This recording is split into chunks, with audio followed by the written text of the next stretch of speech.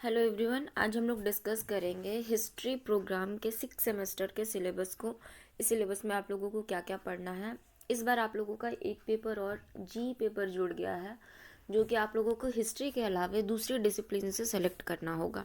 तो जिनके कॉलेज में जो पेपर पढ़ाया जाएगा, जी में भी जैसे हिस्ट्री के जी में 2 पेपर दिए जाते हैं, उसमें से कोई एक चूज़ करना होता है। उसी प्रकार आप लोगों को भी दूसरे डिसिप्लिन से कोई एक जी पेपर आप लोगों को रखना होगा। वो आप लोग देख लीजिएगा अपने कॉलेज के अकॉर्डिंग वहाँ पर क्या कोर्स कराया जा रहा है। अब देखिए, यहाँ पर हम लोगों को जो डीएससी पेपर है उसमें किसी एक को करना है। एक मॉडर्न यूरोप है आप लोगों के पास, और दूसरा है पोस्ट वर्ल्ड वॉर 2 पॉलिटिक्स। इन दोनों में से कोई एक चूज़ करना है। तो पहला जो है वो है मॉडर्न यूरोप को हम लोग देख लें। तो मॉडर्न यूरोप का जो पहला पॉइंट है वो है फ्रेंच रिवॉल्यूशन एंड नेपोलियन। इसमें आप लोगों को फ्रांस की क्रांति से लेकर जो नेपोलियन का पतन है उसका क्या प्रभाव पड़ा यूरोप पर, वहाँ तक देखना है। उसके बाद हम लोग आ जाते हैं सेकंड नंबर पॉइंट पर। इसमें हमें देखना है restoration and reaction in Europe.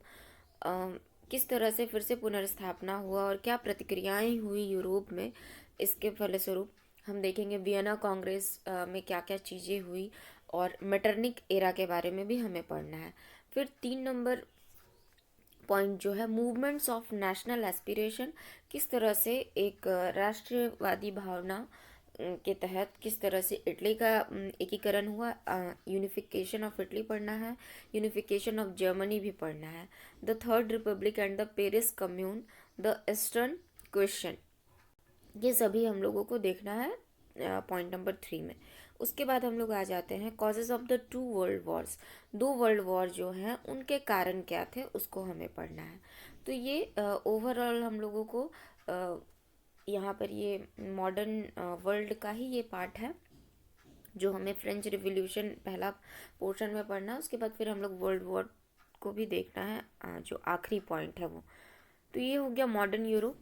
अब हम लोग आ जाते हैं पोस्ट वर्ल्ड वॉर 2 पॉलिटिक्स में।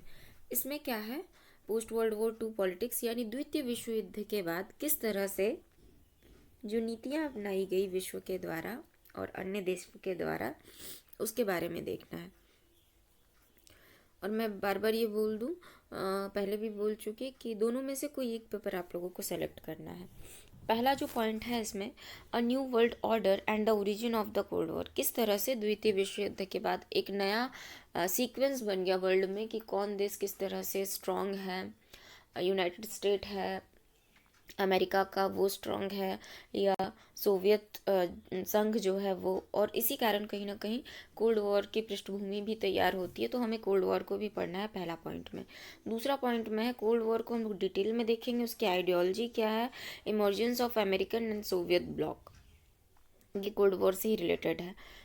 तीसरा जो पॉइंट है इकोनॉमिक एंड मिलिट्री अलायंस। बहुत सारे आर्थिक और सामरिक संधि अलायंस तैयार हुए हैं, संगठन तैयार हुए हैं। तो उसके बारे में हमें देखना है, जिसमें नाटो, सेटो और कॉमिकॉन यानी COME, CON और वर्साओ पैक्ट जो हुआ था कोल्ड वॉर के टाइम पे, वो भी हमें देखना है। नेक्स्ट है 4 नंबर पे हम लोग आ जाते हैं crisis in Hungary, Polish question, Suez crisis, Palestine problem, Iran Iraq conflict, Gulf war of 1990 to 91, Arab Israel war.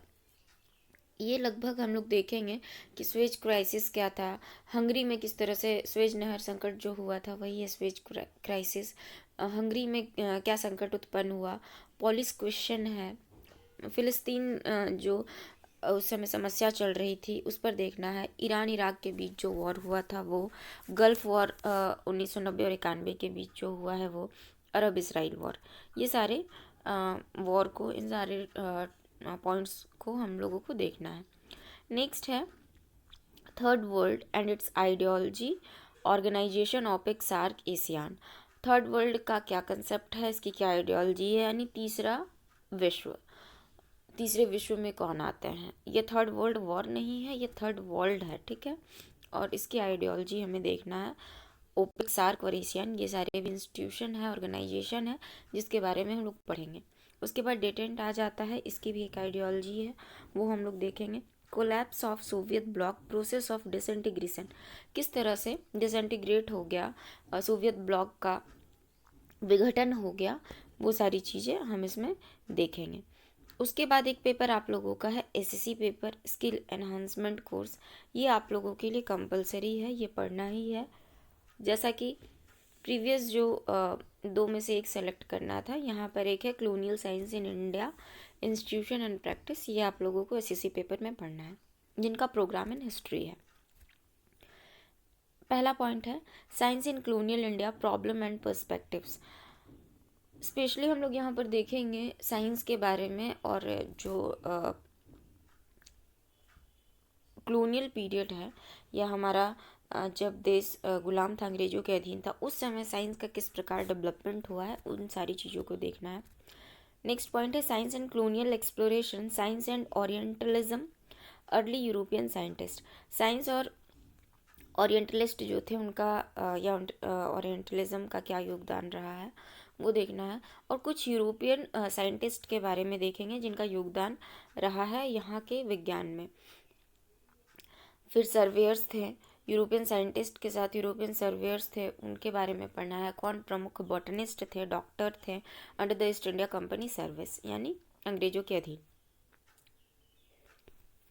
Next है 3 नंबर साइंस इन प्रैक्टिस, किस तरह से प्रैक्टिकली साइंस को एक्सप्लोर किया गया। बॉटनिकल गार्डन की स्थापना हुई, जियोलॉजिकल सर्वे ऑफ इंडिया की स्थापना हुई है। मेडिकल कॉलेज कितने हैं उस समय, किस प्रकार मेडिकल कॉलेज, पहला मेडिकल कॉलेज कौन था।